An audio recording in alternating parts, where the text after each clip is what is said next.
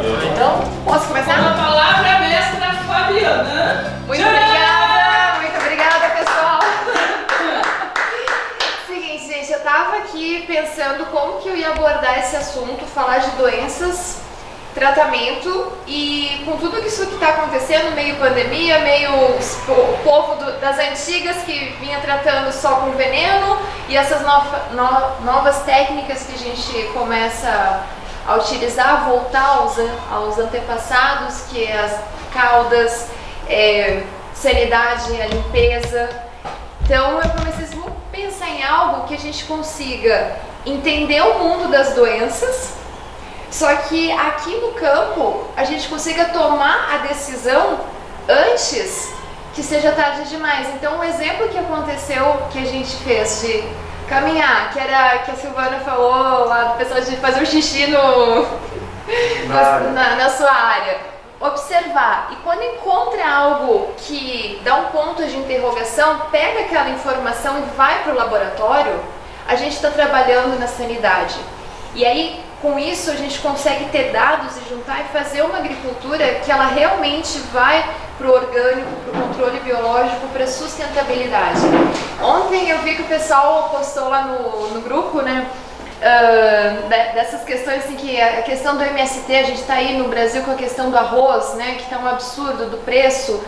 E aí, eu não sou muito envolvida nas questões digitais, mas eu tenho lá uma página do Instagram minha que eu falo de agronomia, né? E aí eu fiz um post lá, quem quiser, depois eu compartilho, que era assim, ó. Eu fui lá na página da ProSoja, vi as informações deles em relação à rentabilidade por hectare. E aí vocês vão entender, no final da minha fala, o que eu vou querer juntar. A rentabilidade por hectare da soja, ela em média R$ 3.600 a R$ 4.000 de custo. Então a rentabilidade dela cai muito, porque 70% disso tudo é custo de produção. E custo de produção está atrelado ao dólar, ao câmbio. Então o dólar sobe, o câmbio sobe, o custo de produção sobe. Só que o que a gente está fazendo com os nossos sistemas ambientais? A gente está saturando eles, a gente está desmontando eles. E aí a gente vê que hoje, por que o MST está conseguindo vender arroz orgânico, a maior cooperativa de arroz orgânico da América Latina? Aí que chegamos, tudo subsidiado. E a agricultura que é feita por essas pessoas são famílias, né, que estão trabalhando. E a gente entra com trabalhos como da Silvana aqui, dentro do que ela trabalhava, da produção de mudas, de ensino, de não ser só um agrônomo que está lá dentro do escritório, mas sim levar o conhecimento para as outras pessoas.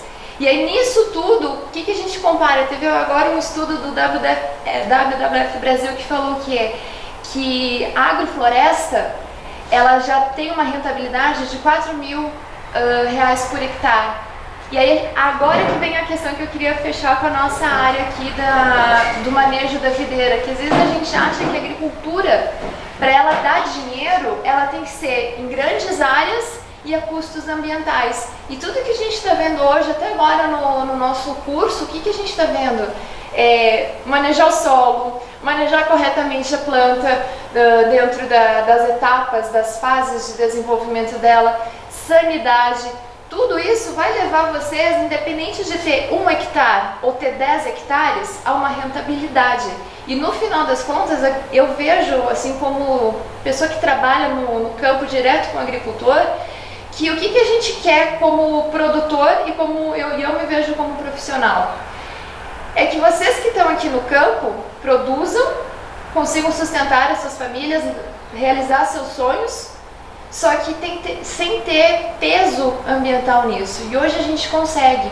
Então, quando a gente vem com o nosso trabalho aqui vamos trabalhar as questões das doenças antes de que elas aconteçam, de entrar na sanidade, que é o que a gente vem fazendo até então. Então eu vejo que isso dá retorno financeiro para o agricultor, dá um retorno ambiental para o meio ambiente, porque a gente está fazendo ali uma prática sustentável e no final das contas, se vocês vão botar no papel, dessa forma que vocês estão buscando produzir aqui, vejo o pessoal que está no curso para aprender, o que a gente vai ter? Sustentabilidade. A gente vai dar menos dinheiro para multinacional aí, porque pagam royalties. Aí a gente entra aí na questão do adubo nitrogenado. O adubo nitrogenado, ele é um subproduto do petróleo, aí vem das refinarias, a gente não processa esse subproduto aqui, a gente tem que comprar isso na Bolsa Internacional. E aí o custo de produção sobe, que é o que a gente vê na cadeia do alface. Que o pessoal chega um momento que ele não consegue mais comprar o adubo para colher o pé dentro daquele período curto. E aí ele começa a ter que encontrar um controle biológico, umas caudas para fazer, e ele começa a ver que repovoando o solo, cuidando da sanidade, o momento que ele vai entrar com o químico, lá no manejo integrado de pragas e doenças dele, é o último estágio. E vocês vão ver que demora muito para chegar lá. Então, agora na videira, o que eu vejo, eu quero falar um pouco das doenças do tronco da videira e entrar no laudo do que a gente teve aqui da propriedade, e aí fechar com um exemplo de MIP. E aí fechar com um exemplo de MIP. Porque eu vejo que, qual que é a chave hoje? É diminuição de custos de produção. Como é que eu consigo diminuir o custo de produção? Eu só sei quanto é que me custa primeiro se eu anoto as coisas. Aí onde é que eu vou perdendo no andar da carruagem ali da minha produção? É no manejo do dia a dia. Encosta aqui um vendedor de uma revenda e diz, usa esse produto que é bom. A planta está doente, isso aqui é X doença. E no final das contas, como é que ele sabe? Se ele sabe, ele é bom. Ele é bom, então é isso que eu digo, Silvana. É bom, olhou já sabe. Olhou e já sabe qual que é o problema. Aí vai lá, você coloca um adubo, um produto, um defensivo agrícola, veneno, dê o nome que vocês quiserem, que não é para aquela função. Então eu gostaria de passar a mensagem assim, eu vou contar um pouco mais das doenças, entrar um pouquinho mais a fundo nelas, mas na produção de vocês, o que a gente fez aqui, levem como, vou dizer assim, como prática. De você ver algo nas plantas de vocês, que é uma doença que ela veio para a parte da fitopatologia, tira a muda ou a planta inteira, as partes, leva para um laboratório, paga o laudo, porque com o laudo é que nem a gente ir no médico, gente. Como é que tu sentou lá na frente do médico e ele olhou pra ti e diz, tu tá com problema de fígado? Cadê o exame? Toma tal coisa. Então a gente tem que entender que a planta é a mesma coisa. E vocês, que nem os rapazes aqui, vocês vão gastar, vai dar R$240 cada laudo, né? Se for ver, é um valor caro? Talvez vocês comprariam um produto mais barato? Ponto de interrogação. Mas vocês estariam aplicando algo que vocês não sabiam que vocês têm no seu campo. Então, sempre quando a gente une a ciência direto no campo, a gente consegue ver o resultado.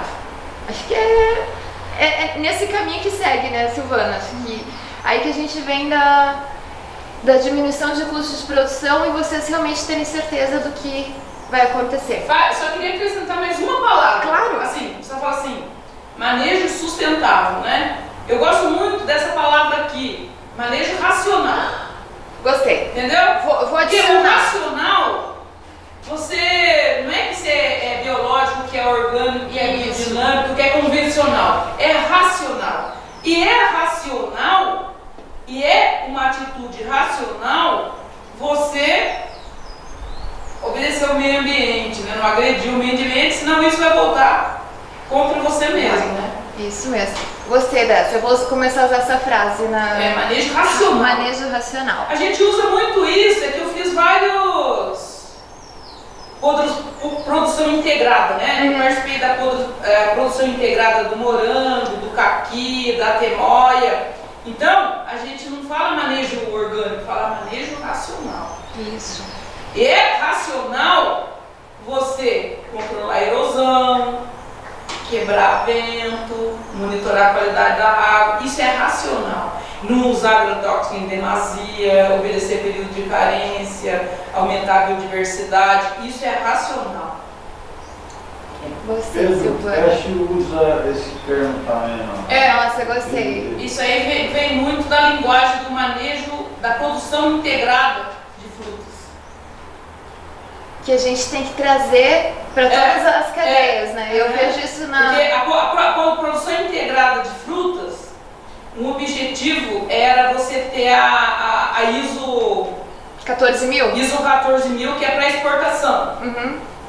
E a ISO 14.000 tem muito a ver com rastreabilidade, né? E análise de resíduo de produto e tal. Então você tem que ser racional, senão vai aparecer lá na frente o problema que você cometeu aqui.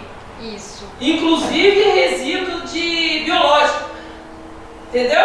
Que é por isso que é a faixa azul, né? Por exemplo, na produção integrada de morango, quem quiser ter esse selo, tipo, é proibido usar algumas causas que no orgânico pode usar. Porque você não tem controle disso. Mais coisas aí. E a gente trabalhou junto com a Embrapa, Meio Ambiente. Uhum. Né? Por quê? Porque a gente já viu que teve quem usa urina de vaca, teve caso de hepatite, quem usa um biofertilizante mal feito, pode ter coliforme fecal. Então, isso que a gente faz, você não tem um controle, você não tem análise, você não tem protocolo para uso disso. Então é proibido. Quem quiser ter a PIMO, o selo da PIMO, não pode usar algumas coisas. Entendi. Então, olha, realmente o manejo racional ele vai além, né? Tem muita coisa. PIMO, produção integrada de morango. Por exemplo, do caqui. Caqui é Então, gente, e é nesse manejo, é nessa linha que acho que é assim, os jovens que a gente está chegando agora, eu, o Pedro, que a gente vai seguindo os profissionais, assim como a Silvana, o seu Peixe, né? Porque, tipo assim, se eu tenho uma profissional que estudou anos de doença, né, por que eu vou ficar dando uma pra ela? Ela tem que dar. Mas a gente é conhecimento que a gente agrega, né, pessoal? Então, espero que aqui então a gente vai chegar logo, já chegamos no laudo e aí a gente segue. Então, assim, não sei quem já viu, né, lá que estava na apresentação da live, mas é da produção de uvas no Brasil, então ela é expressiva, mas se a gente for comparar com aquelas cadeias, né, da grande agricultura, ela parece ser muito pequena. Mas nós não podemos levar isso em consideração porque o lucro, como eu estava falando para vocês, a rentabilidade, que é depois que você paga os custos de produção por hectare, o custo dela, a rentabilidade dela não está chegando a 4.000. Então a uva, se a gente for fazer o cálculo, a gente consegue agregar muito mais com turismo rural, com bioeconomia, com produto orgânico e assim por diante, né? Então aqui os nossos tamanhos aí, né? Que nem em hectares, a gente passa em 2017 de 75.000 hectares, né, no Brasil inteiro. E o estado de São Paulo, a gente vê ali em produção de toneladas, 150.000 toneladas. Eu vejo que para nós que estamos inseridos na cadeia é um número expressivo, e porque a gente sabe o tudo que envolve a gente chegar lá na época da colheita do pezinho de uva, né? Aí, então, seguindo aqui nessa questão das doenças, dos impactos que elas têm, as doenças do tronco, que é algo tão novo, assim, de divulgação de informação, mas não que as doenças elas sejam novas, é porque se começou a estudar e viu que as perdas, como a gente vê lá que eu falei lá na live, né? Então, pra vocês terem uma ideia, na Califórnia, as doenças do tronco, essa na questão das chamadas da ESCA, depois eu vou explicar para vocês qual é essa, custa em torno de 2 a 3 mil dólares por hectare por ano para se ficar remanejando a doença. Isso é um valor alto, sendo que a gente poderia evitar. E as perdas poderiam ser evitadas desde que a gente tivesse a questão da sanidade mais aberta, assim, para as pessoas compreenderem mais e realmente aplicarem. Então essa questão na Califórnia foi tão expressiva que chegou a ter uma página, uma reportagem no Financial Times falando desse assunto, porque é uma cadeia da uva que ela passa, né, além do plantio da colheita, tem, como já falei, né, no turismo e assim por diante. Aí agora nós vamos entrar nas questões, porque hoje a gente está falando de doenças fúngicas e do tronco. Então, vamos falar assim, são as doenças que vão atacar os nossos porta-enxertos, primeiramente. E qual que é a grande função deles para nós? Por que a gente escolhe tão bem um porta-enxerto por conta das qualidades que ele tem, principalmente a questão da sanidade. E aí, que a gente estava comentando nas outras aulas, né, Silvana, por que será que o pessoal só usa 766? Por que será que o 576 não é tão utilizado? O Bolia desapareceu? Será que ainda tem? Então, olha quanto que a gente tem ainda para explorar, para a gente ver, que nem agora tem o Paulsen, né, que o pessoal tá usando bastante, e assim por diante. Então, é necessário cada vez mais a gente ter essa pesquisa, esse conhecimento, e nós também que estamos no campo, testar. Então, a troca de materiais tem aquele grande problema, a gente tem que cuidar de não levar doenças de um canto para o outro. Mas testar materiais novos na propriedade de vocês, o que significa? Que vocês vão buscar sempre melhorar a sanidade. Então, fica aí uma informação, né, em relação a isso. Então, principalmente, o que acontece quando a gente fala de doenças do tronco? Ela vai te dar baixa qualidade, ela acontece por conta de baixa qualidade sanitária do material, o local, o viveiro não teve grandes cuidados de desinfecção. Aí lá da live, que eu não quero entrar muito nesse sentido, eu quero falar mais no geral em relação à sanidade. Mas lá na live, lembra que eu falei, que fui explicando a questão da gente desinfeccionar, limpar as tesouras de poda. O viveiro, eles fazem o tratamento com água quente. Só que esse tratamento, ele não mata todos os micro-organismos, porque ele é feito a 50, 51 graus. E o fungo que eu trabalhei na minha pesquisa, ele a 65 graus, durante meia hora, ele continuava vivo. Então, olha o quanto a gente ainda precisa trabalhar a sanidade, né? E essas infecções, devido à falta de proteção, quando a gente vai fazer aquela poda ou vai fazer um enxerto lá no campo, não passa o plásticozinho, não limpa, né, Silvana, que tantos fala, e aí o pessoal acaba dizendo, mas não dá tempo. Será que não é melhor eu fazer a função que eu preciso ali de poda, enxerto, em 5 dias a mais, fazer mais devagar, mas utilizar pasta bordaleza com tricoderma nas feridas de poda e desinfetar a minha tesoura? Será que não vale a pena perder esses 3 dias? Eu acho que vale.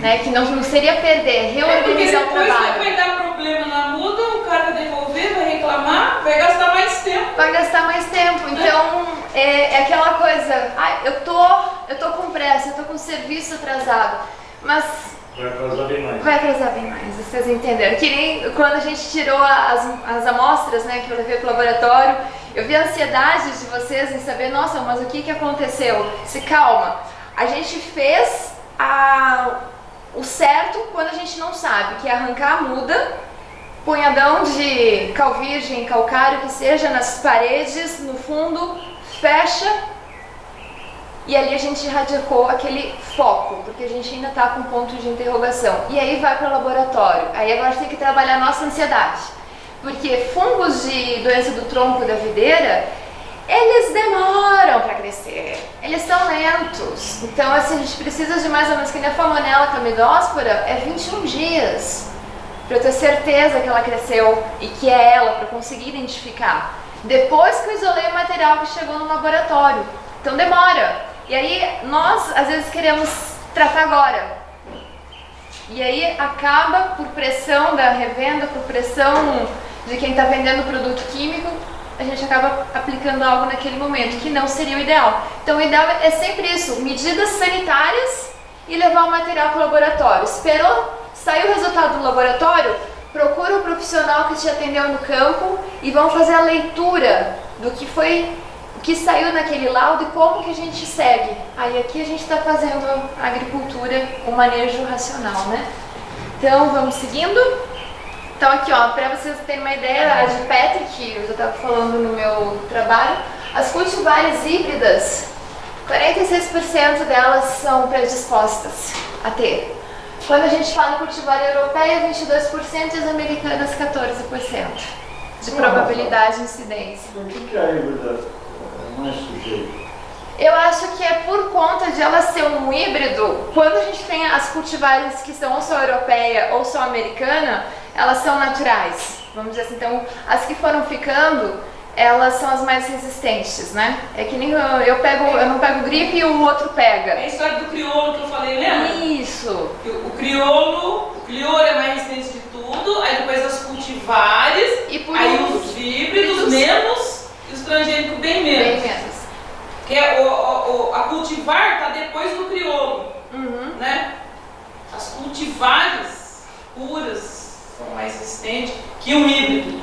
O híbrido viu, seu Antônio? O híbrido ele foi criado para quê? Principalmente para ter, ele foi selecionado para aquela característica comercial, né? Muita característica de resistência se perde no meio do caminho. Perde no meio do caminho. E aí que vem de novo, importante na propriedade de vocês, eu acho interessante delimitar uma área, uma ruazinha, vai fazendo teste com um porta-enxerto diferente, com uma copa, fazendo mix, porque vocês vão ter que também ver se aquilo ali que vocês estão usando é bom, se tem algo melhor, para vocês conhecerem o material. Né?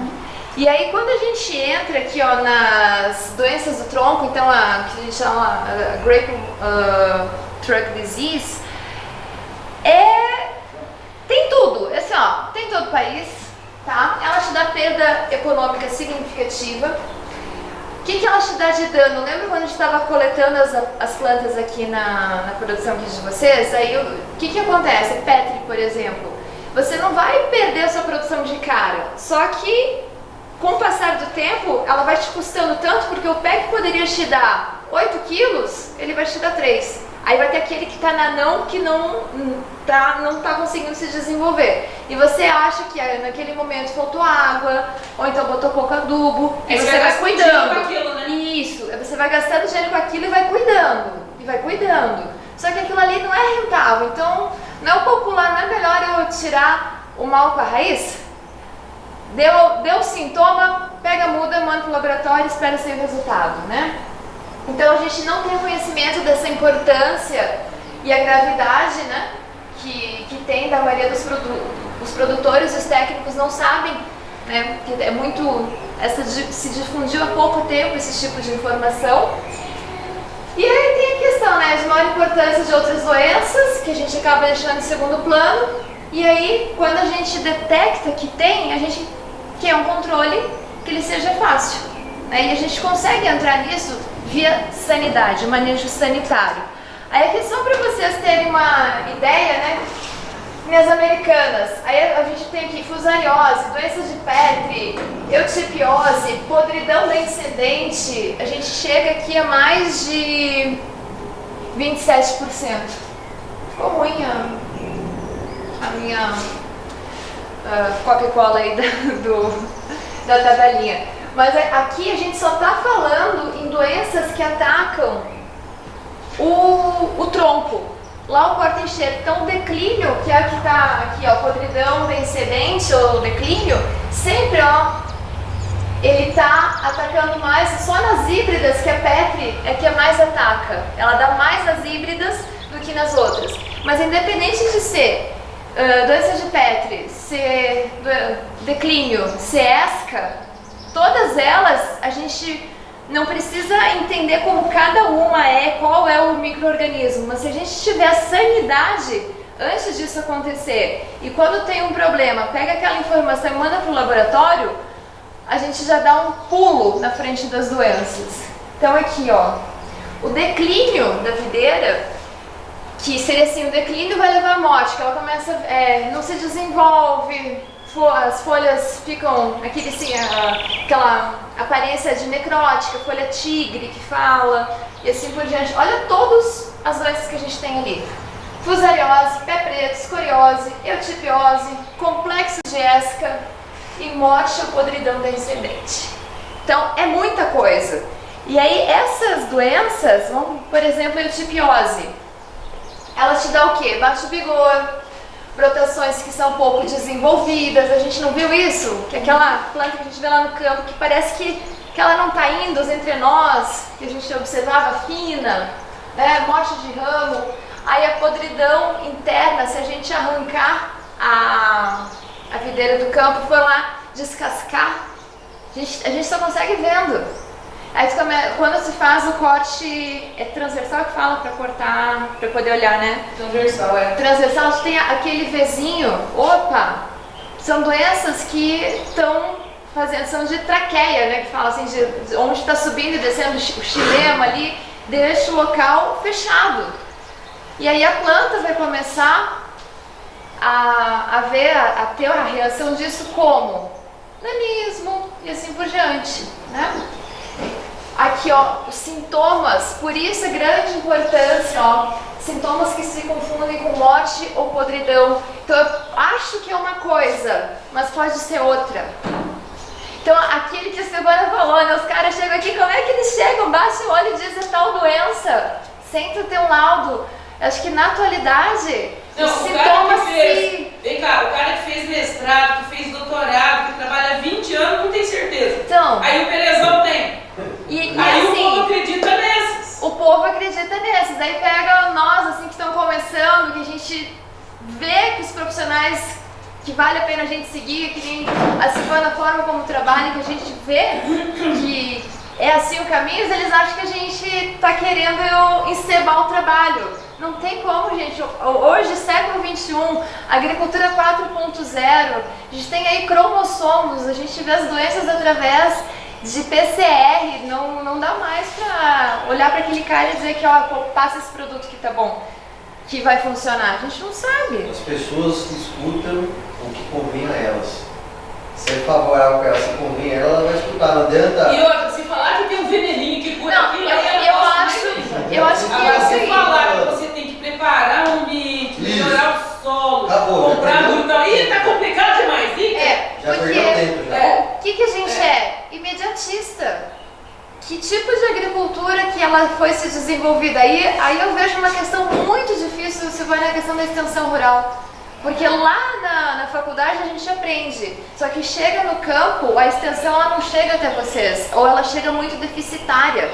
E aí vocês ficam presos à revenda. E a revenda, o negócio dela é vender. E aí é mais fácil tu convencer uma pessoa que não tem o conhecimento, porque não lhe foi passado o conhecimento via extensão rural, o que ele faz? O vendedor vende até a mãe. É o que a Fá falou. Se o cara for bom de lado, Não, aí mas quem é o vendedor o contrário também acontece, que nem a Fá falou. Depois dessa obrigatoriedade de rastreabilidade, teve agrônomo de revenda, que eles trabalham por meta, né? O cara suicidou. Teve. Certo? Olha só, né? Olha só, a pressão que até o agrônomo da revenda sofre. Aí quando teve essa rastreabilidade, Começou que a a aparecer. Fabiana teve que entrar em cena e mostrar o manejo racional, aí o cara da revenda não conseguiu, se suicidou. Assim como tem muita Nossa, coisa. a culpa é Roberto mesmo. Não fui eu, mas assim, é que ele tava, é um profissional lá da região onde eu trabalho, e aí ele tava numa pressão porque cada um tem uma meta lá, né, de valor da revenda. E tem que seguir, tem que bater, só que agora a rastreabilidade ela começou a valer 1º de janeiro desse ano. Então aí eu vou falar um pouco da cadeia do alface, né? Desculpa cortar, você pode fazer um comentário? O que seria essa rastreabilidade? Ah, isso que eu ia falar agora. A rastreabilidade, assim, hoje, por questões de saúde pública, por questões ambientais, a gente precisa ter um histórico do que é utilizado naquela planta, que foi passado, né? É de acordo com a instrução normativa 142, né, da agricultura. Então, eu não posso mais usar produtos químicos que não são para cultura, que era uma prática que acontecia e acho que acontece, não sei até quando que vai continuar acontecendo, que é assim, a gente tem aí tem várias coisas, porque o registro ele é feito por cultura, não é feito por alvo, né? Então aí o controle biológico vai vir diferente, mas o químico ele é assim. Só que com essa questão da rastreabilidade, que foi uma pressão não só popular, ambiental, de saúde, a gente precisa, quem entrega, por exemplo, para um mercado, ele tem que ter um QR Code, vai ser até 25 de dezembro isso, e vai ter que lá dentro a informação tem que saber tudo o que foi passado e as datas do que foi passado. porque é passível de ser pegada a amostra lá para Adolfo Lutz e ver qual que é o limiar de resíduo que tem naquela planta, e se estiver fora resíduos agrotóxicos acima ou aqueles que não são permitidos para a cultura, a multa é bem grande. Eu acho bem importante que isso aconteceu, só acho que aconteceu muito tarde, e aí o campo está assim numa loucura, porque está todo mundo tendo que se adaptar. Então, vocês que trabalham no campo, não sei se têm conhecimento, o pessoal daqui que trabalha com olericultura, a olericultura é uma coisa que ela é muito rápida, então colhe e vende todo dia. E aí quem está na roça, ele não tem o hábito de utilizar a planilha de Excel, quanto é que custou para comprar muda, quanto que ele custou adubo, nada disso, ele não anota nada. Só que agora, com a rastreabilidade, ele precisa anotar as questões de adubação, quando que ele comprou a semente, qual que é o lote da semente, e aí tá dando furdunço, assim, né? Porque as pessoas têm que entrar eu costumo dizer assim, na minha experiência, o mundo do campo, ele conhece o WhatsApp, ele usa a internet, mas ele não consegue, ele não consegue ainda traduzir isso para o profissional. E aí que também vem o nosso trabalho, porque controle biológico, eu não consigo fazer controle biológico, manejo racional, adorei, que se encaixou perfeitamente. Eu não consigo fazer esse manejo racional se eu não tiver anotações. Se eu não souber a temperatura e umidade... Porque são ciclos, né? São ciclos. Você vai interferir nos ciclos das pragas e nos ciclos das doenças, para você poder traçar uma estratégia de controle. Isso, então é você por tem isso que saber quantos dias de ovo a larva, de larva a pupa, de pupa tem inseto, a temperatura, a umidade relativa que esse ciclo aumenta ou diminui. Isso. Aí agora, depois que eu terminar aqui essa parte, eu vou mostrar pra vocês como é que a gente faz isso. Porque eu acho que o mais importante não é só falar pra vocês, mas é mostrar como que vocês montam esse tipo de informação para vocês usarem nas propriedades de vocês. Senão, a gente não vai ter um manejo racional, se não fizer o que a Silvana acabou de falar. É imprescindível. Então, assim, essa doença aqui, o tipiose, vocês acham que quantos fungos causam ela? Chuta um número aí, vai. Só pra gente brincar. Meia dúzia? 200. Quem dá mais, quem dá menos? 6.000. Ui. Essa beleza é tão grande, hein, o pessoal aí. Então. Tadã! Por enquanto. Por enquanto, a gente tá em 24 aqui, e aí de onde que eu tirei essa informação aqui que... Sabe que surgiu cedo? É que deu uma pinceladinha, né? Aí do Petri lá são o quê? Uns 4 ou 5. Aí eles perguntaram, mas um dos fungos sozinho causa alguma doença? Sim, e é isso que a gente vai chegar com o lado do pessoal daqui. Então, assim, vocês veem esse monte de fungo que tá aí escrito. Eu não vou ficar passando aqui um por um e contar pra vocês um por um como é que eles se reproduzem, o que eles fazem, assim por diante. Não é esse o objetivo. Vocês viram quantos? Aí agora quando a gente entra na outra, que é que segue aí, que é o complexo ESCA. Olha tudo que ele causa e as outras doenças que ele vai causar. São 5 síndromes ainda por cima. Estria marrom do lenho. Lembra quando a gente estava descascando, que a gente via aquelas coisinhas marronzinhas? Então aqui, estrinhas pretas nos vasos condutores do xilema, necrose escura ou marrom, circulando os vasos, sem sintomas na raiz. Então, quantas que a gente foi descascando no campo lá? Que a gente via aquelas estrias marrons, só que a gente não vê nada na raiz. Ops! O braço. Peraí. Deixa eu vir pra cá. Que a gente não vê nada na raiz.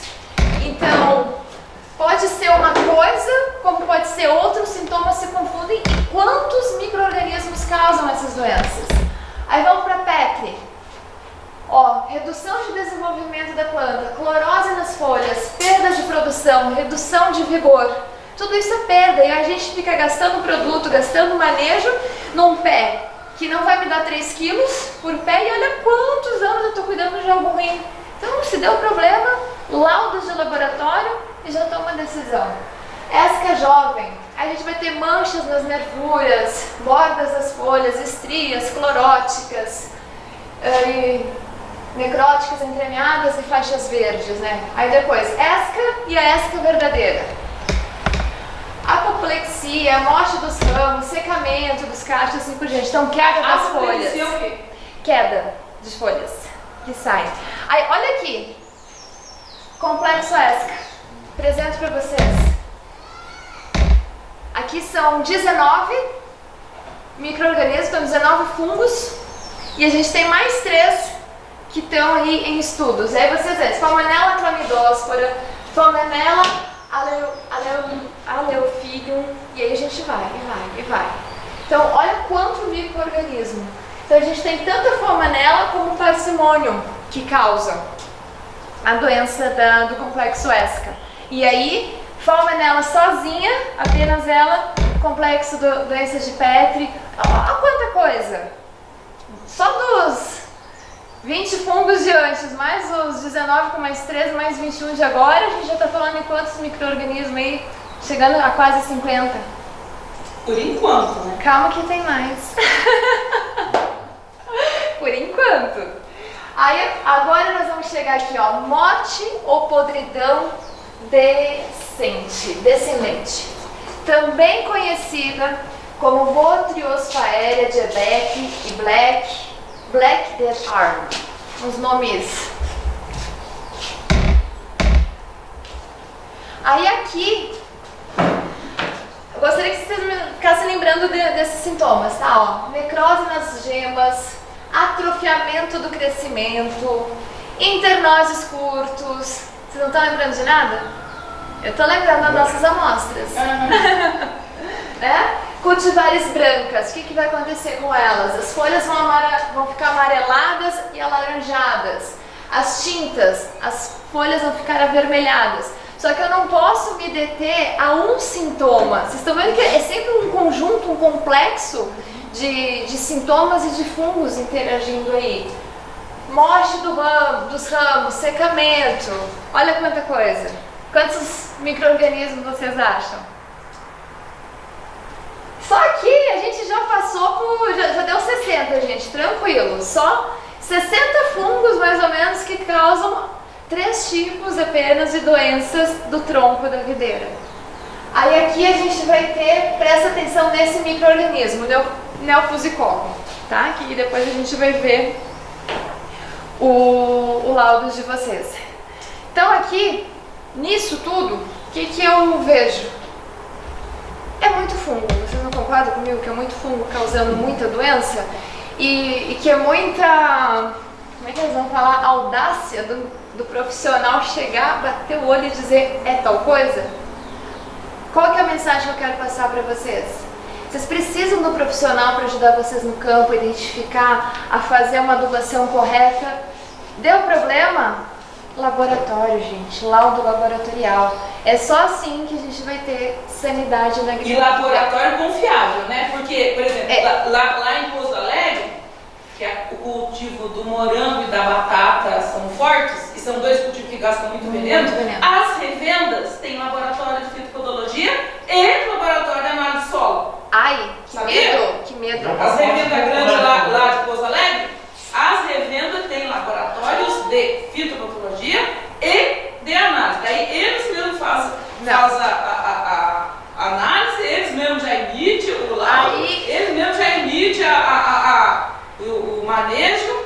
Aí eu já acho perigoso. Então, vamos lá, vou acrescentar mais uma coisa na sua fala. Laboratórios oficiais. Por isso que é a importância do governo, gente. Nós temos que ter o braço forte e o pé seguro do governo.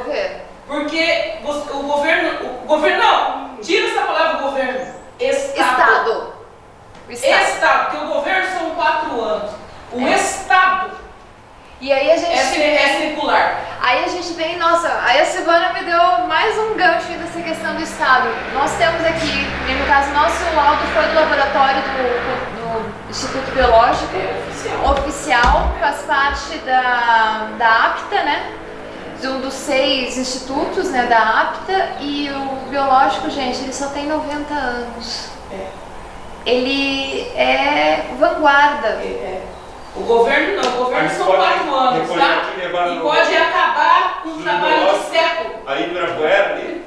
Ali quem vai laudar pra ti vai ser o Jesus, e se for pra cá vai ser Jesus Toffoli. Jesus Toffoli? Foi da minha banca ele.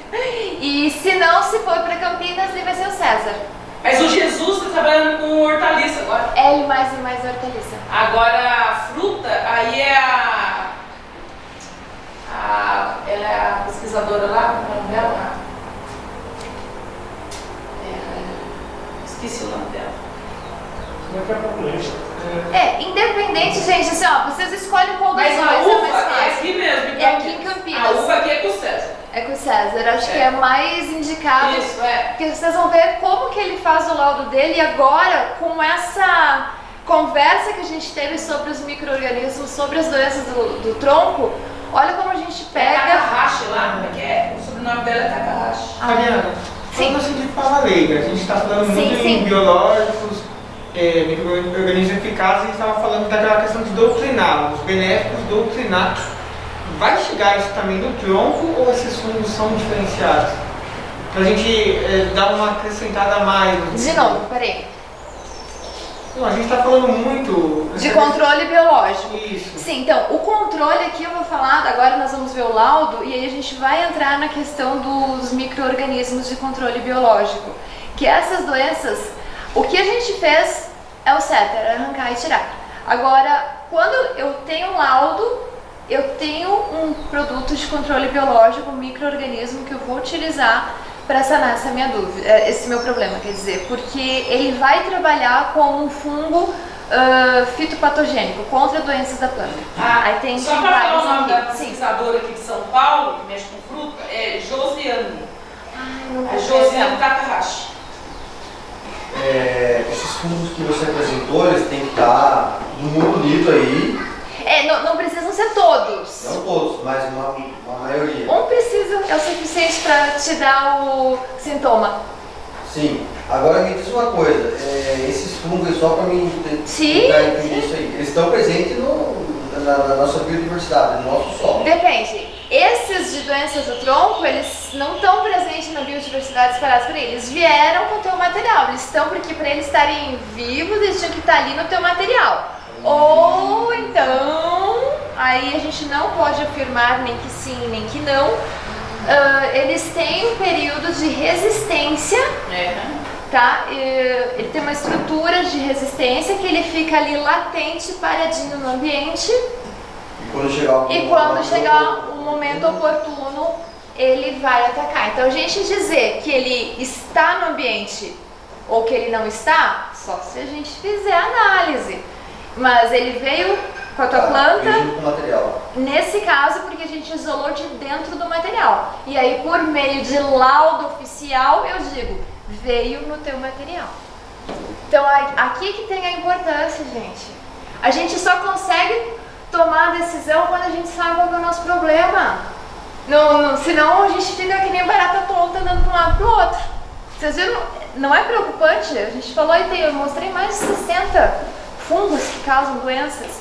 Então aqui, ó, vou mostrar como é que foi o laudo. Estão preparados aí? Sim, claro. É o seguinte, antigamente a plantação de uva era feita a cavalo e enxerga. E as coisas andaram muito tempo. Cada um, e cavalo é super fácil, cada um tem a sua matriz ali no cavalo, chega lá, corta, põe na terra e se faz enxerga. Daí a evolução foi muda de raiz nua. Não, foi muda. Antes de muda de raiz nua, tinha muda de saquinho. Mas ela também vinha Que cavalo trazia- e copa. Sim, mas Trazia e daí apareceu a de raiz nua, vamos dizer, para resolver o problema. Vamos dizer, tudo uma sequência. Eu já acho que não resolve, só um pouquinho, porque a Não, muda não. de raiz nua tu pode ter adquirido e tá no xilema da tua planta ali, a doença. Na a Silvana estava falando, vamos dizer, então você veja a cadeia. Sim. A produção própria das suas mudas através de cavalo e bom, depois muda de raiz nua e a gente estava conversando, nós comentamos quando a Silvana estava explanando a questão de grandes viveiros. Porque parece que o grande viveiro é um foco de doença. Agora eu me pergunto, e por que tem um grande viveiro? Porque tem um grande produtor. O grande produtor não pode ficar enxertando. Então, a reflexão, por isso que eu vou fazer um parênteses. Sim, uma reflexão. São evoluções que vão trazendo novos problemas. Isso tudo que você está falando é solução para um novo problema. Isso. Eu me pergunto se não era melhor voltar lá na origem, voltar para os cavalos. Eu acho que... Só completando o raciocínio do seu piso, só completando.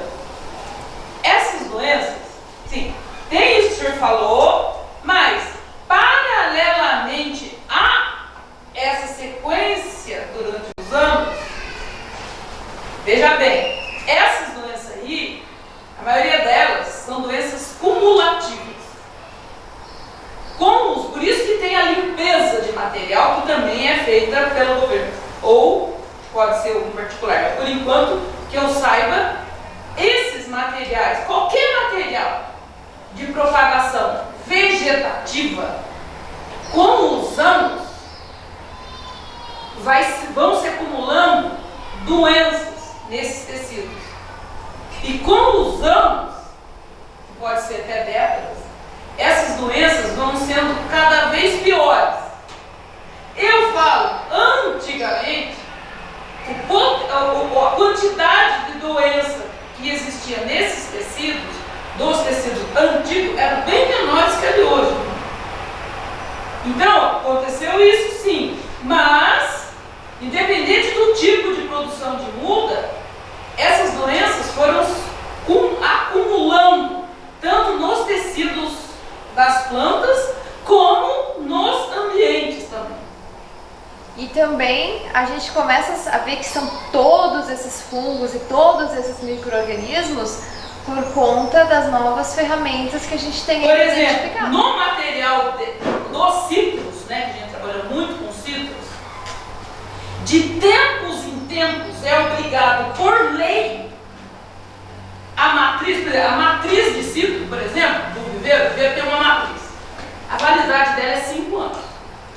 A matriz nova tem que ser passada por uma limpeza de material. E a gente precisa Então, a matriz tem que ter um certificado de limpeza, tem que ter os PCRs, que na matriz não tem tais doenças, tais doenças, tais doenças. E esse certificado, essa limpeza só é conseguida através de tratamentos térmicos, químicos, térmico-químicos, que isso está acoplado no programa de certificação.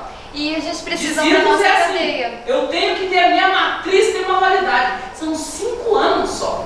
Agora imagina a na videira. Da matriz. E na videira? Depois disso tem que pegar material limpo. Plantando toda vez? Por isso que a gente faz as matrizes em vasos grandes. Porque só vai durar 5 anos. Depois eu tenho que pegar outra matriz para eu pegar material genético, porque a doença é acumulativa. Então, Silvana, é isso que falta na cadeia da uva, que eu vejo não só da uva, do caqui, do certificação de muda. Certificação de muda. Mas por que dos citros foi feito? Porque o interesse econômico. Agora quer chegar, interesse econômico. Vamos lá, Brasil exporta suco, né? Laranja. Aí eles foram obrigados, porque senão lá fora não ia comprar suco do Brasil. Agora a cadeia da uva tem que pressionar o governo. Aí, como que a gente pressiona? Agora nós vamos ensinar eles como que eles pressionam. Vão fechar tudo, tá fechando tudo. E vocês estão deixando. Não. Vocês estão deixando. Os agricultores. Porque aí que vem como que a gente consegue pressionar o governo. Então aqui, gente, quando a gente solicitou, mandou pro pro viveiro. Eu não sei que deu uma questão entre a cultivar, se a copa era, se a porta-enxerto não era, mas aqui ó. Por isso a importância de coletar de forma correta a identificação. A gente tem que mandar o material para o laboratório identificado, senão chega lá, não adianta eu mandar o material e eu não conseguir explicar como estava plantado, como é que era a área, onde é que era o local, dar toda a característica. Por isso da identificação, mas a gente fez ali, a gente arrancou, né, levou as mudas e dentro nós colocamos um papel descrevendo qual era o porta-enxerto, a copa, a data do plantio e o local. Agora, se essa informação está errada, aí a gente escreveu errado na hora de botar. Qual a informação? Ó, espécie vitis, porta-enxerto 576. Tá, não é esse. Era o que estava. Não, o porta-enxerto não é 576, é o Paulsen. É Paulsen. Eu acho que a Vitória é do Paulsen, né? Os dois, no Paulsen. Bom, E é Vitz, a Vitória? Vitória não é vitis. A Vitória é o híbrido. É o híbrido. Ela tem vites no meio, mas é híbrido. É que aqui, no caso, eu tô falando porta-enxerto, né? E aí, então, a gente mandou duas. A Copa tem Copa Isis, né? Isis e Vitória. E Vitória, tá. Então, vamos nos deter. Só que como é doença do tronco, aquele porta-enxerto é igual para todas, né? Então, vocês já sabem que é o Paulsen, né? Ou não. Ah, não sei. Não, é que eles A compraram. Vitácia às vezes manda Harmony. Não, esse daí Vai uma bagunça. é Paulsen. É Paulsen. É. Tá. Então aqui. Peraí, porta-enxerto não é Vitz, hein? Não, tudo é Vitz, né? Não é? É, vites É o é. porta-enxerto. Ou é vites vinífera, ou é vites labrusca. Mas é Vitz. Vites O gênero é Vitz. O gênero é Vitz. É. Agora, se é o 576, se é o 766 Tudo ou se é é o Vitz. Paulsen, Tudo eles é são Vitz. Vitz, Perfeito. tá? Certo. Então aqui, ó, gente. Aí agora vem aqui o método da análise. Como que isso foi analisado? Então ele fez um isolamento indireto dos tecidos vasculares da região do colo abaixo da enxertia. Então, ele lembra que a gente arrancou a muda com a raiz, chacoalhou bem, bonitinho e mandou inteira. Então ele usou para fazer o isolamento a região do colo. A região do colo a gente pode contar ali com a 2 dedos da raiz. Então ele analisou o porta-enxerto. Ou porta-enxerto. Ah. Sim, e é isso que a gente está falando até agora, doenças do tronco. Do tronco que estão relacionadas sempre à parte mais baixa, mais próxima ao solo, que é o porta-enxerto. E aí o que mais ele fez para analisar? Visualização do conteúdo de piquinídeos formados em colônias desenvolvidas no meio em microscópio óptico. Então ele isolou o material, aí ele viu a estrutura de reprodução ali, de frutificação do fungo via microscópio. Por isso que o negócio demora um pouco, porque são Tem que crescer o fungos de bicho. crescimento lento e que demoram um tempo para crescer, né? Aí vamos lá. Qual é o resultado? Declínio. Neofusicoccum. Vocês lembram lá das doenças do tronco quando eu estava mostrando quantos fungos chegam a causar cada doença? Então aqui, lembra que eu olhei e comecei a descascar assim, nossa, doença de Petri. Então, show de bola que não era Petri. Tá? Então... Esse é o podridão descendente? Essa aqui é podridão desse Então o cara é um peixe. relaxado lá no viveiro, né? Resumindo. Oi? É um relaxado. Até pra questionar, né? Porque se o negócio conseguiu descer até no cavalo, Então, ou o material que ele pegou, aí aqui, olha que interessante. Por isso que não sejamos mais afobados de que, nossa, estou com um problema no campo, que produto que eu passo? Vamos pensar sempre em manejo racional. Manejo racional. Estou com um problema. O que eu vou fazer? Observo todo o meu vinhedo. Achei problema. Retiro amostras. Vou levar para o laboratório. O que eu faço com aquele local onde eu retirei a amostra? Cal virgem, calcário. Jogo nas paredes, fecho o buraco. Tem que fechar, né? Fecha o buraco e aí acalma o coração e espera o laudo do laboratório. Porque senão, gente, a gente só faz confusão. E olha que interessante aqui, ele vai falando do manejo, como que a gente tem que tratar. Então ele fala, o manejo da doença consiste em remover as partes infectadas com as necroses, em forma de cunho ou V, porque isso aqui pode ser que não dá só no porta-enxerto, pode vir em outras partes da planta, então tem momentos que você pode remover. Agora, vamos terminar de ler, vocês vão ver que no nosso caso a gente tomou a atitude certa que era o que era indicado para aquele momento, que era arrancar a planta do local. Já que é uma muda, né? E É uma muda, não não. ia adiantar porque declínio leva à morte. Lembra no início da minha apresentação o que foi o declínio lá na Califórnia, né? O dinheiro que se perdeu. Então, esse é o caminho, mas vamos continuar aqui, ó. Então, poda drástica dos braços ou parte do tronco infectado com no mínimo 10 centímetros abaixo do sintoma vascular visível. Esta operação deve ser feita na época mais seca do ano. Após a poda, proteger sempre o ferimento do ramo de enxertia com pincelamentos de fungicidas. Aí aqui, o legal do laudo que eu gosto do César é que ele vem... Por isso que a Silvana falou, a gente tem que pegar laudos, gente, de oficiais do Estado. Porque aqui ele tá dando todos os tratamentos. Ó, não sei se você é orgânico, se você Mas vem cá. Praticamente agora. Isso ele tá falando se fosse uma videira. Agora, como é muda, Sim, tem que tirar. sim. Todas as Mas mudas no de final. tem que tirar. Vai cortar e passar o Ou você vai pagar cortar todas. Sim, Tirar e é que aqui ele tá passando assim, ó, aí vocês guardam os laudos, porque se um dia vocês tiverem mais alguma coisa de doenças do declínio, se for na planta mais, vamos dizer assim, jovem, você corta 10 centímetros abaixo de onde apareceu, pincela, aí ele vai dizer, usa esse defensivo agrícola ou pincela com pasta bordaleza e tricoderma, né? Ó que beleza. Então vamos seguindo.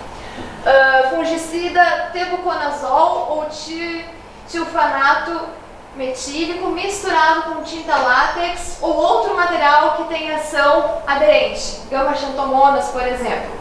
Pasta cúprica ou ainda pasta bordaleza. Aí agora que vem, legal, agentes de controle biológico, como bacilos subtilis e tricodermas, também podem ser aplicados em ferimentos. Se a necrose em forma de cunha estiver no sistema vascular do porta-enxerto, a planta deve ser substituída e queimada. O que nós fizemos quando a gente viu? Manejo racional, manejo sanitário. Então, em vez da gente ficar na pressão do cara da revenda ali que vem olhar Então, pra pegar o nós, bacilo subtilis, tirar aquela muda de lá, jogar tudo fora e fazer um banhão de bacilo subtilis, tricoderma ali no lugar, né? Porque, ótima alternativa. né? E Nós aí, fizemos o tratamento com cal. nós usamos o cal, que foi perfeita. Perfeito, ó. Então, mas só que o cal, ele dá uma boa jogada. Quantos dias vocês jogaram o cal? Mais ou menos, sei lá. Tá, agora, Foi antes de ontem. Então, daí deixa o cal agir, daqui uns 15 dias. entra com Por isso que a bacilos. importância de jogar o biofertilizante, né? Aí, o Mas nesse caso, que ele já apontou o subtilis e o tricoderma, eu compraria o serenade mesmo, que já tá ali, o tricodermil e jogar ali. Ou então, Ele pode ser misturado junto com o tricodermil? pode misturar. Eu acho que não. Não. O subtilis mata o tricoderma. Então, A gente fez e ele flocula. O serenade não dá pra usar com nada. uma coisa Porque que... ele tem muito, ele mata os outros. Então, ó, o que eu vejo Joga um e aqui, depois joga outro. que é interessante, vocês não aprenderam a fazer o Gohan, né, que era o bokashi lá, que é pegar o... É que é o arroz da É o nome do arroz. Né? É que lá na região eles usam o Gohan pra fazer. Vocês já fizeram quantos por cento que tem de muda com sintoma? Vocês têm que ver a porcentagem que dá do cara do Cruzeiro. Com sintoma, nós não sabemos exatamente, mas Não, que esse não sintoma aí já preocupa. tá lá, internal curto. As que tiver fininha com internal curto, pronto, tá ferrada. Simples assim. Aí você vê a porcentagem disso e compra o primeiro. O que dá pra fazer agora com o laudo é dar mais uma passada com calma, linha por linha, observar, anotar. E aí vocês vêm sentar e ver, ó, com o laudo liga pro viveiro, ó, eu fiz uma observação aqui na minha plantação, então a gente tá com o laudo do laboratório assim. oficial. E aí vocês conseguem Tira ver foto. quanto que está apresentando esse tipo de sintoma que a gente já conheceu, que já conversou, que vocês acham que ainda tem que tirar. Ou então se foi só aquelas duas plantas e aí a gente segue observando. Tem umas que estão fininhas, que não brotaram, que estão Então, com bem aí eu aceitas. acho que aí eu teria a mesma Agora, se o visão viveiro quiser uma contraprova, que assim funciona, ele vem aqui e faz outra análise. Só que daí tem que analisar No mesmo lugar. laboratório oficial. no laboratório oficial, no mesmo lugar. Que ele pode discutir com você, né? Aí a defesa tem que ser dele. E aí aqui, ó. Fungicida ou agente de controle biológico deve ficar aderido ao ferimento, tá? Até 2 semanas. Após esse período, não tem necessidade de nova aplicação. Mas como é que você Aí- identifica as infecções? Então, assim, ó, é que ele fala aqui, quando ele comentava o início aqui, que ele te dá como que o Neofusicoccus ocorre na planta.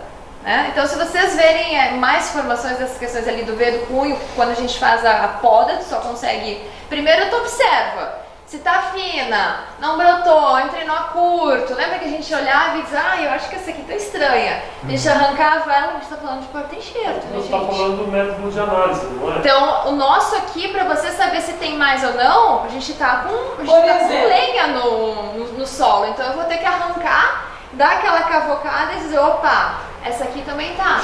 Só que primeiro, é o que a Silvana falou, dá toda a passada na plantação por e exemplo, ver se quantas tivesse aparentam ter esse sintoma. Sim, mas se ela não tem que estiver fazer doente, amostragem como é que eu vou replantar ela? plantas por toda a área. eu perdi isso. Se eu tirar, tirei, né? Se tu tirar, tirou. Perdeu. Mas assim, eu posso também assim descascar ela e aparentemente naquele momento não encontrar nada visível. Que lembra que eu mandei 2 de cada. Dos 2 lados apareceu. Só que tava com tudo escuro, preto, lembra que era só uma? Ela, fungo é assim. Sempre aparece. Então- Eu reduzi as mudas, que tinham muitas gemas, e algumas não eram uma percentual tão alta assim, mas tinha nem 10%, que na hora, nem menos de 10%, que na hora de fazer essa redução da estaca, ela já via uma doença. Então tu viu que ela tava necrosada? Já tinha a infecção. Quantas? Chegou a... Não tem 10%, 5% talvez de tudo. Então eu seguiria com tratamento com bacilos, passaria bacilos na área, ali para povoar, na muda e na área, e seguiria observando. Se tu não tem a 10%, então 10% a gente estaria falando em 80%. E ele tá falando. A maioria, assim, muito maioria, 90% cortei e estava lindo. Maravilha. Tá, agora pode ser que esteja no cavalo e não chegou ainda na estrada. Ainda não chegou, porque demora. Isso. Demora. É que quando a gente estava olhando, eu tava procurando o problema, né? Agora você tem que fazer uma amostragem na área total, né? Para ver a porcentagem do problema. Vamos fazer essa amostragem, né? Começar a ter que ver plantação, tirar essas mudas. Aí aqui, ó, vamos só pra gente terminar o Agora áudio. não dá pra você tirar uma brotou que estava Aí não, acho que o Porque que daí vale você não agora vai- é uma segunda passada Você tem que seguir o buscando o que nos fez arrancar aquelas mudas para levar. Nanismo, entrenó, curto, fina, Baixo vigor. baixo vigor, Mas o que já brotou, que está vindo? que tá vindo, que tu vê que tá vindo normal, deixa Não, mas quieto. às vezes está vindo, mas está vindo. Mas eu não sei olhar isso, não sei identificar. Mas aí, Beto, aí Gema necrosada. aí você não tem critério, aí você tem que arrancar tudo. É, Se você porque está pensando em tirar as que estão sabias Não. ter lá no É paciente, só que aparentar os sintomas. E outra, essa, você já ficar de olho no comportamento dela. Se, né, durante o período vegetativo, ver se ela vai reagir ou não. Ou ela pode conviver com a doença anos também. Então, essa e entrar no podridão declínio daqui a 5 anos. descendente, ela vai é morrer muito daqui a mais 10 anos, tranquila muito do mais que outras. tranquila. Porque ela vem de cima para baixo. É muito mais tranquila. Você cortando ali, acabou o negócio. Porque o próprio bacilos, né, quando vocês vão fazer podas, então eu diria, como aqui no laudo já foi visto que a nossa questão era fusicoculums e que bacilos subtilis é legal, vocês não vão ter outras interferências daqui a alguns tempos na videira, né, ou outros tipos de poda, condução. Cada vez que tu for fazer alguma interferência, o que tu vai colocar na tua tesoura de poda? Bacilos. Né, então aí que vem a questão do manejo racional. Até falei para eles que tem uma tesoura, que ela tem um recipiente, você pode pôr alguma coisa ali, a cada apertada asperge a lâmina. Então, e aí o que eu faria? Porque senão você corta, molha, né? Dá trabalho. Inviável, né? Ou assim, vamos melhorar esse manejo? Corta tudo e pulveriza.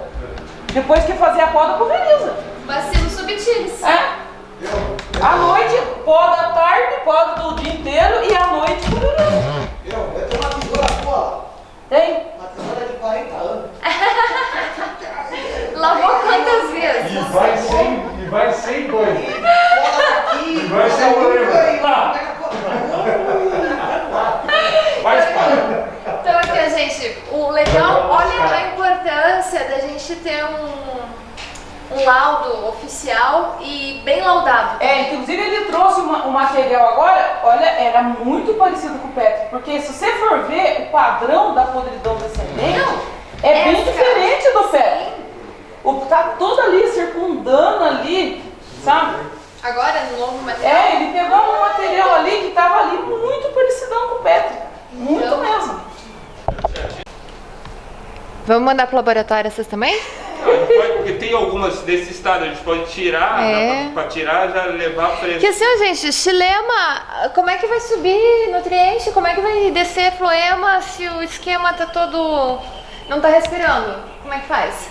E aí, uma planta tão jovem, né? Ó, já vou mostrar aqui pra vocês, deu 240 e o que é legal, isso é pago via fazer um depósito na conta da Fundag. Então também isso dá ali incentivos pros pesquisadores, porque ó... Mas foram 240 porque foram 4 análises, né? Não, são 2 laudos, é 120 cada um, já vou mostrar aqui o outro laudo? É que esse é um, porque a gente mandou 2 materiais diferentes, um era a Vitória e outro é Isis. E a Isis deu? Os dois deram igual Os dois a deram. coisa. Então aqui ó, seguindo, é difícil porque eu vou pagar um exame, mas gente, aí eu sei o que tá acontecendo, eu sei que caminho seguir, eu não posso mais estar na... E outra, gente, isso é porque foi laboratório óptico, né? A gente, às vezes, na muda de citros, tem que ser o cromossomo. Que a gente manda o biológico. Aí é cada um, é 300 reais. Era 300 reais. Acho que tá 340 agora. E esse aí foi microscópio óptico. Aqui a gente só chegou até gênero, a gente já chegou gênero e espécie, ficou só anel fusicoculums. Então a gente já sabia que é um dos grupos de fungos que causam o declínio. Então, olha quanta coisa aí. Mas seguindo. Então, olha, ferimentos da videira, então de poda e xixi deve ser sempre protegido com fungicida ou agente de controle biológico. Nós já conversamos aqui, acho que a Silvana acabou de falar da tesoura. Gente, é a tesoura lá molhando na hora da poda tudo e toca bacilos. Poda tudo e pulveriza. Poda tudo e pulveriza. Aí segue, outra medida de controle, de preconização. Tipo assim, poda tudo e pulveriza, mas se cortar uma e ver escuro, aí desinfeta a tesoura. Né? Mas se não tiver escuro, se tiver tudo aí vai podando. Mas se cortou e viu que tá escuro, aí é demais, né? Aí você desinfeta a tesoura. Quanto tempo na lisofórmio para desinfetar mesmo a tesoura? É questão de segundos. Tá. Molhou? Molhou, desinfetou, né? Que é contato. Então aqui, ó, gente, o que ele vai colocando no laudo dele e que parece que, nossa, mas quanta informação, é o que a gente veio falando até agora. Qual que é a nossa chave? Sanidade, limpeza, eu cortar, quando eu estou utilizando minhas tesouras de poda lá no hipoclorito, 1-2%, não deixar, evitar a deficiência hídrica, o solo com desequilíbrio nutricional. Pena que o Pedro não está aqui hoje, né? Vai mais um gancho aqui com essa questão da nutrição, que a gente também faz uma nutrição, ninguém tem o hábito de pegar e fazer análise foliar em algum certo período para saber se a nutrição está equilibrada, não está. A gente não faz essas coisas. Um laudo de folhas eu faço em alface. Gente, é R$48. Nossa, que de nutrição. Aí tu começa a ver se você está com excesso, porque eu vou dar um exemplo fazendo um paralelo com a questão do alface. Cálcio é um micro-organismo, um macronutriente que ele não anda.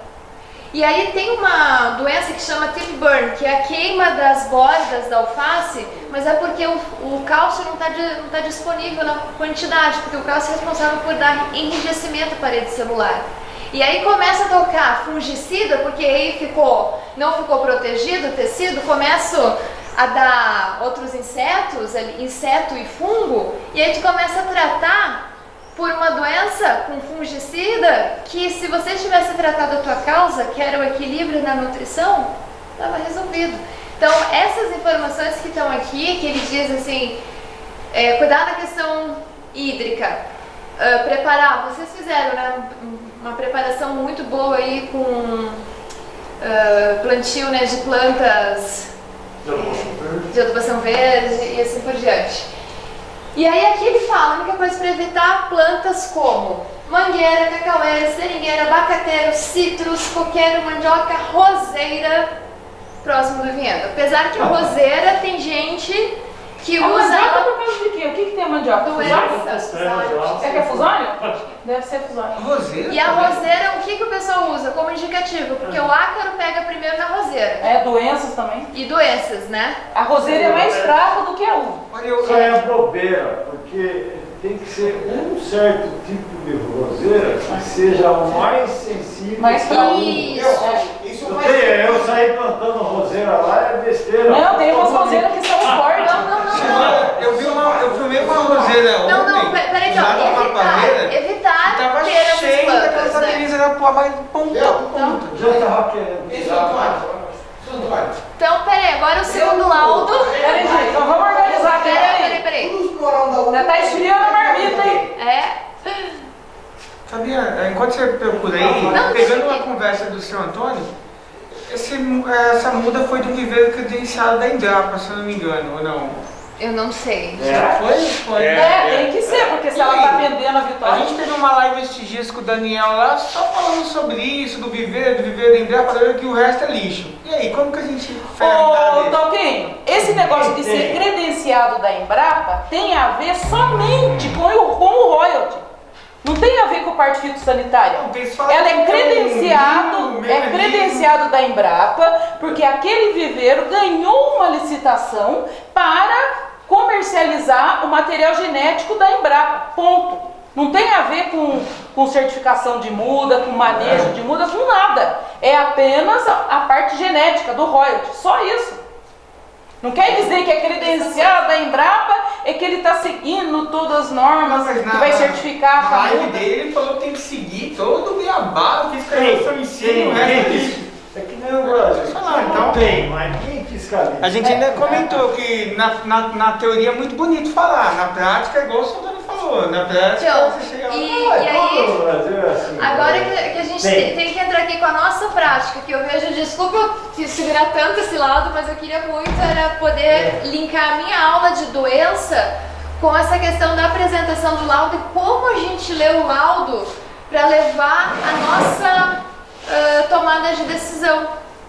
Então, aqui ó, a gente tem a questão do declínio de novo, né, Fusicocum novamente. E aí o que ele nos fala no laudo?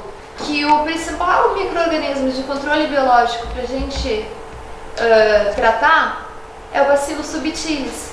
Então, o que a Silvana falou, acho que eu acho é uma ótima alternativa, poda tudo e pulveriza com bacilos, segue observando.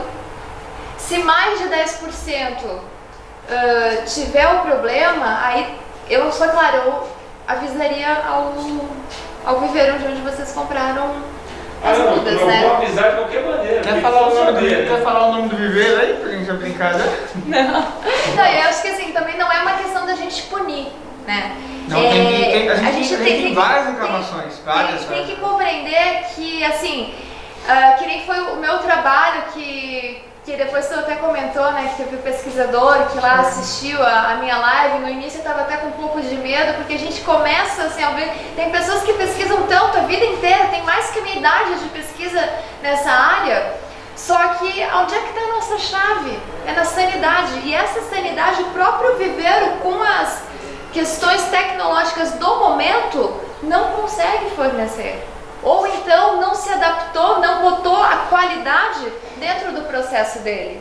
Porque apenas tratamento com água quente, a minha tese lá mostrou que não resolve. E aí os viveiros fazem o tratamento com água quente, que é uma prática, mas aí como é que ele te entrega uma muda certificada que ele tem certeza que aquela doença não está ali?